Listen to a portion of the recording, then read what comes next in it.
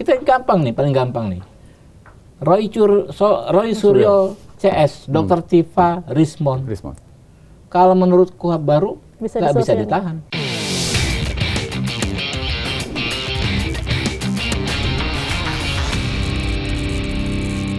Ini mohon maaf, ini introspeksi juga kita, ya kan ya. Kalau saya di posisi orang yang ingin menggolkan ide saya segala macam di luar dan saya bukan di dalam, hadir dong. Tongkrongin dong, Bos. Tongkrongin. Sampai saat terakhir sebelum pengesahan saya masih tadi mentelepon dari Mediana Rahmawati dari ICJR, ya kan, yang memasukkan pasal penguatan pra-peradilan kita akomodir, dan dari Taufik Basari yang soal pasal hak tersangka dari intimidasi itu, bebas intimidasi itu. Itu sampai terakhir kita masih masukkan pasal itu. Ya kan ya, baik pun ya kan ya. Tapi balkon kosong, Pak. Bahkan wartawan aja nggak ada. Waktu 2 hari pengawas dikit sekali gitu loh. Beda dengan misalnya kalau ada RDPU dengan Jaksa Agung dengan ini penuh. Wartawan sampai kamera itu nggak ada slot naruh kamera. Balkon kosong. Tapi kan kita lapis juga dengan live streaming. Sebenarnya kan pakai live streaming. Ya kan? Jadi apa? Saya pikir ya nggak ada institusi yang bisa seterbuka ini. Ya, dibandingkan kami ini Komisi 3. MK saya tantang. Ada nggak rapat-rapat mereka terbuka? Nggak ada juga gitu kan. Ya memang beda, ini lembaga perwakilan ya. Tapi kalau di mana pun nggak ada yang seterbuka ini. Dalam setiap pembahasan undang-undang, yang namanya rapat timus timsin itu nggak pernah dilakukan secara terbuka. Karena itu kan kerja laptop kan, kerja editing ya. Tapi di kita terbuka.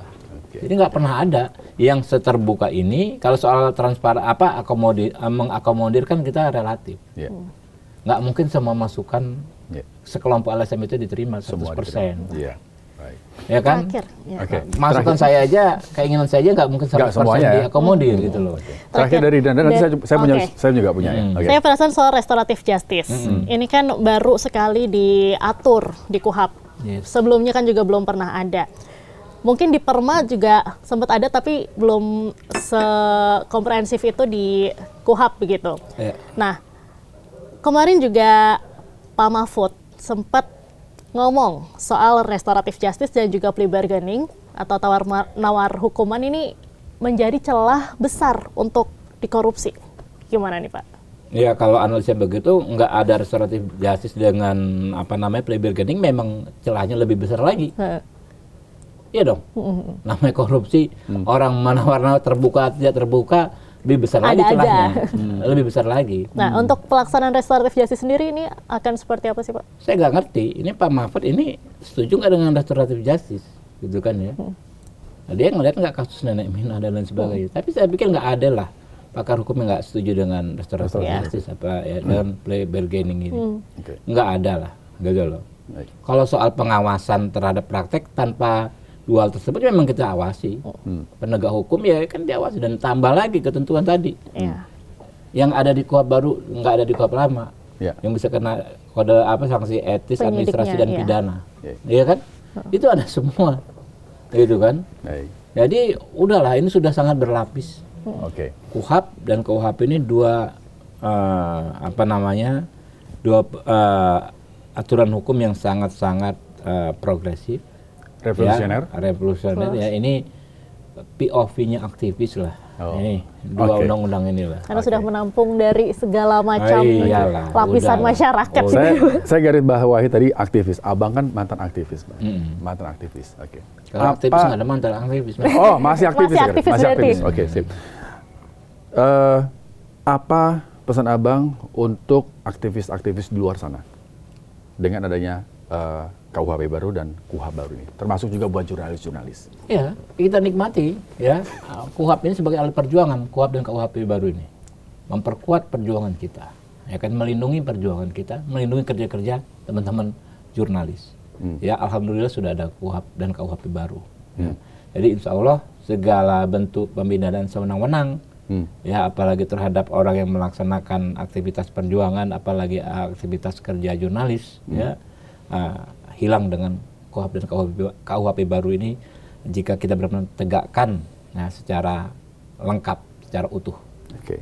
Jadi untuk para aktivis terus mengkritik dengan cara-cara yang benar. Justru bisa semakin bebas mengkritik ya tanpa adanya larangan, karena justru ada perlindungan protokol perlindungan dan pengamanan dalam KUHP dan KUHP baru. Kita paling gampang nih. Roy Suryo CS, Dr. Tifa Rismond. Kalau menurut KUHP baru nggak bisa ditahan. Bisa diselesaikan dengan restoratif justice dia nggak ya, bisa Pak? ditahan kayaknya nih. Ini cek aja nih. Ya, menurut saya nggak bisa ditahan. Kenapa? Syarat penahanan dalam KUHP baru itu menjadi super komplit, Pak. Super rigid. Nggak sesubjektif zaman dulu. Zaman kemarin. Kemarin kan orang bisa ditahan karena apa? 3 kekhawatiran. Melarikan diri, menghilangkan barang bukti, mengulangi kesalahan. 3 itu, tapi kata yang depannya kekhawatiran. Nah, kekhawatiran, Bos, itu susah tuh, sangat subjektif. Yang siapa menafsirkannya penyidik? Dia mau khawatir ya khawatir, nggak khawatir ya khawatir. Kalau KUHP yang sekarang nggak ada kata kekhawatiran, upaya melarikan diri, berarti kan terbukti dulu. Upaya ingin mengulangi bukti, upaya, ya kan, lalu menyuruh saksi berkata tidak sebenarnya, ya kan ya, itu kan obstruction of justice.